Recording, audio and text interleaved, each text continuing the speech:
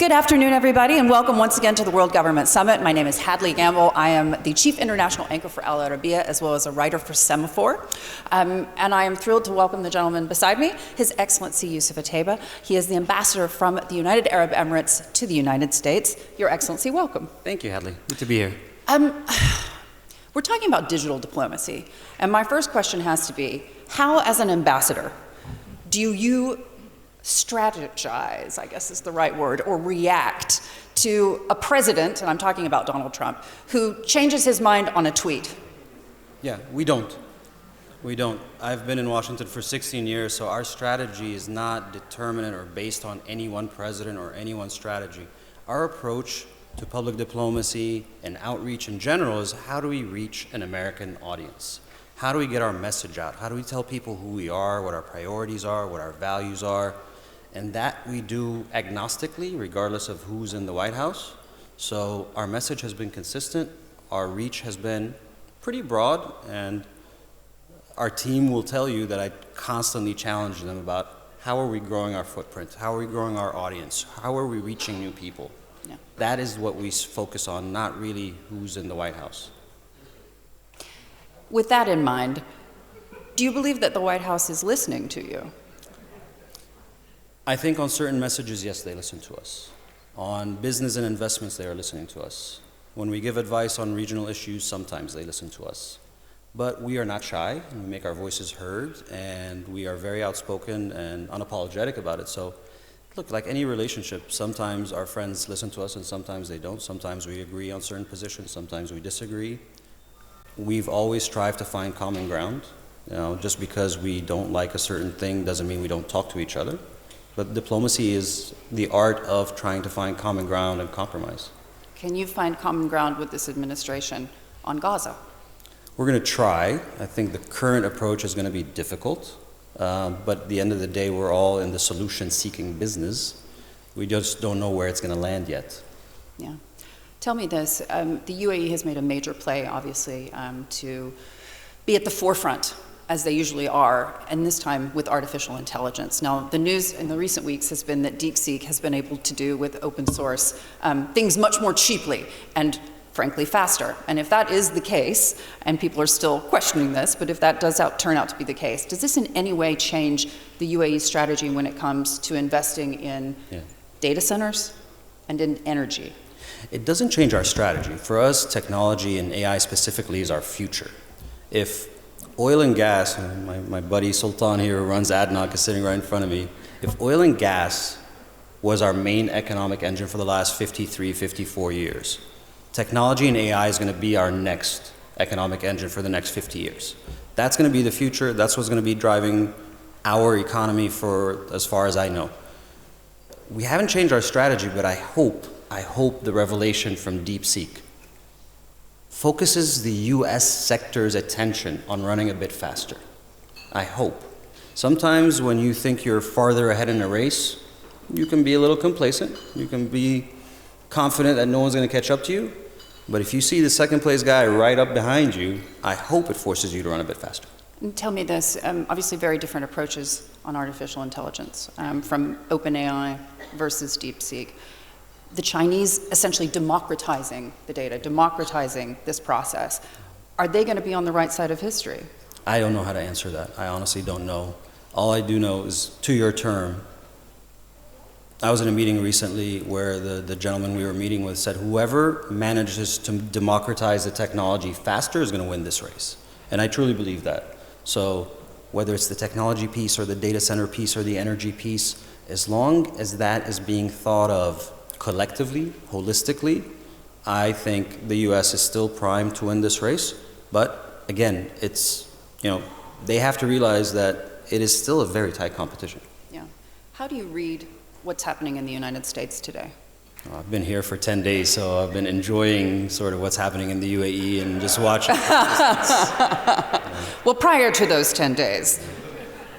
I think what we struggle with is the big policy shifts that we see from Washington. Yeah. Long time ago, when I first got there, the policy shifts used to be mainly on domestic policies, right? Immigration, healthcare, taxes. Those would shift from Republicans to Democrats. But now we see these massive shifts on foreign policy as well. Now we're seeing it on culture and social issues. So I think the more the US swings, the more it will cause uncertainty, and uncertainty is not good, not in policy, and certainly not in the investment world. When we think about this with regards to the topic of the session, which is digital diplomacy, how do you navigate that? I know that you guys have worked hard to get the message of what the UAE is all about to the American people. How do you gauge the success? So the cool thing about public and digital diplomacy is you can actually measure it. Traditional diplomacy, you can go to events, you can go to receptions, you can have meetings, but it's still impossible to measure results after, months or years of doing it. But with social media specifically, you can see how many people you've reached. You can see how many tweets and likes and shares. And so, again, our message has always been, here's who we are, here's what we believe in, here's what we're doing. And the one thing we try to cover both sides of is we're incredibly proud of our history, identity, our heritage, who we are. We're equally proud of where I think this country is going. And so we have to manage and cover equally our history and who we are and our future, what we're about to do.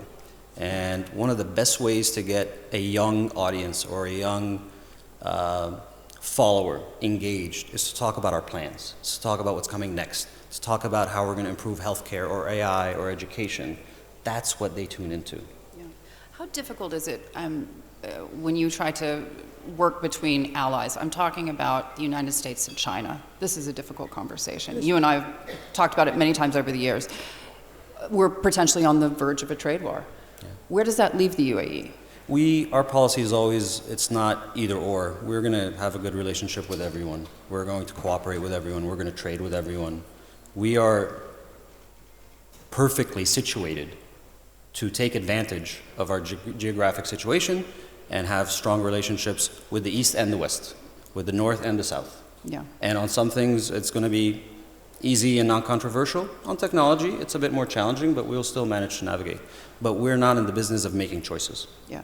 How do you communicate the feelings of the folks sitting in the UAE, in Abu Dhabi, to Washington when it comes to Mr. Trump's policies on the Middle East? Yeah, we have honest conversations. We have honest conversations with every U.S. administration. This is not unique. This particular set of issues is new, it's different. We've had challenges with previous administrations where we've had very, very tough conversations in the past. So, again, it's always about trying to find a solution and trying to find common ground. And right now, this particular set of issues is challenging, but we'll find a way through. Is the UAE trying to work on a plan? An alternative? Not yet. Not yet. I don't see an alternative to what's being proposed. I really don't. Yeah. And so if someone has one, we're happy to discuss it, we're happy to explore it, but it hasn't surfaced yet. Yeah. When you take a step back and think about the next 10 years, 4 years of Donald Trump, potentially 8 years of J.D. Vance, that's not beyond the pale. In your mind, does the UAE have a closer relationship going forward with the United States? I've worked really, really hard for the last 16 years to make sure we have a good relationship with both sides. Now, it's become increasingly difficult. Once you're seen as friendly with one side, it hurts you with the other side. But that is the opposite of our approach. Our approach is we are partners with the United States. Who the United States elects, that's its business. But we have to have a good relationship with both sides. Otherwise, we will be at a disadvantage. Yeah. And in terms of that AI race, I was recently told that when you take China, for example, how much they spend on chips, they spend the combined price of crude oil imports and iron ore every year, more than that. Where is the UAE in that process? Because we hear so much about the hundreds of billions of dollars that are going to be invested in artificial intelligence, whether it's Saudi Arabia, the UAE, et cetera. Where are you guys there? I think if you talk to any of our investment folks, they would all tell you that they are so excited about the AI enablement, the AI infrastructure piece of AI. Look, I don't think anyone here is going to try to invent the next Chat GPT, but I think there's tremendous opportunities in data centers and semiconductors and chips and power and all the elements that go into allowing AI to flourish. So not just sending the money overseas to make those things happen, doing them right here, producing semiconductors. I mean, I really think people should watch this space both in the UAE and in our investments very carefully, because what I think is going to happen here, if our dreams come true, this is going to be hands down the most important AI hub in the world. Yeah.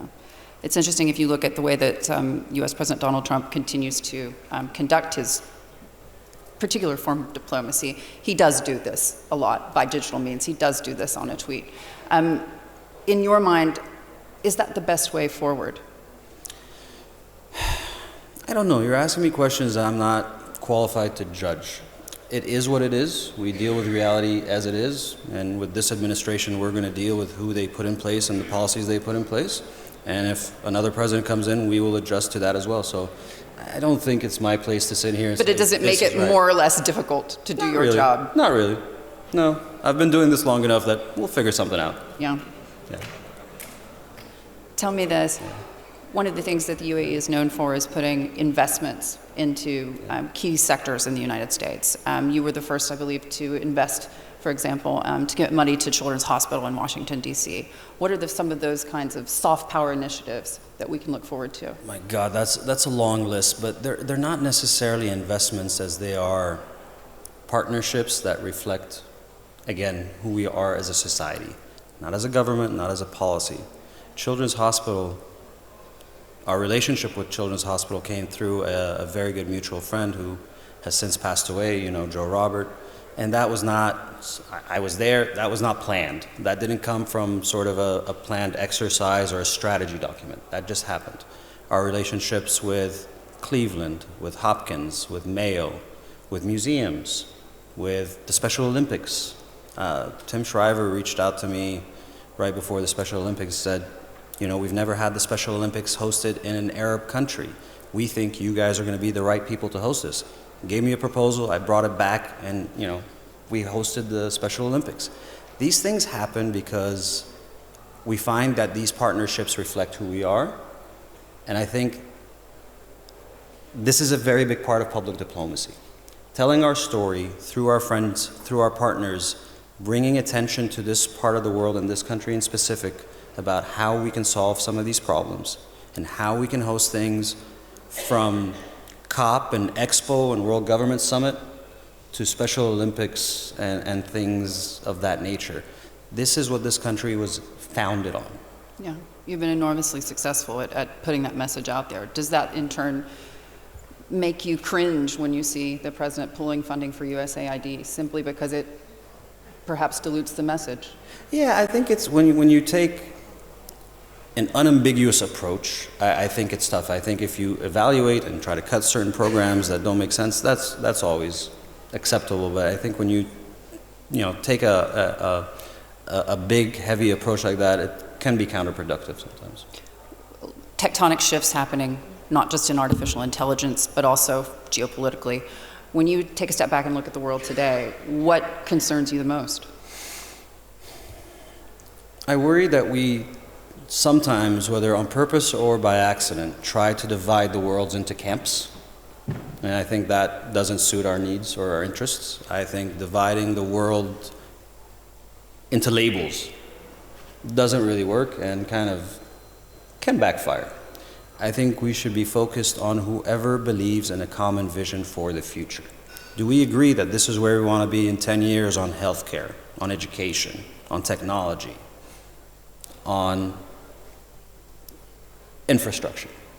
I think that's, if you're going to divide the world up, that's how you divide the world up, by people who believe in a certain roadmap. Yeah.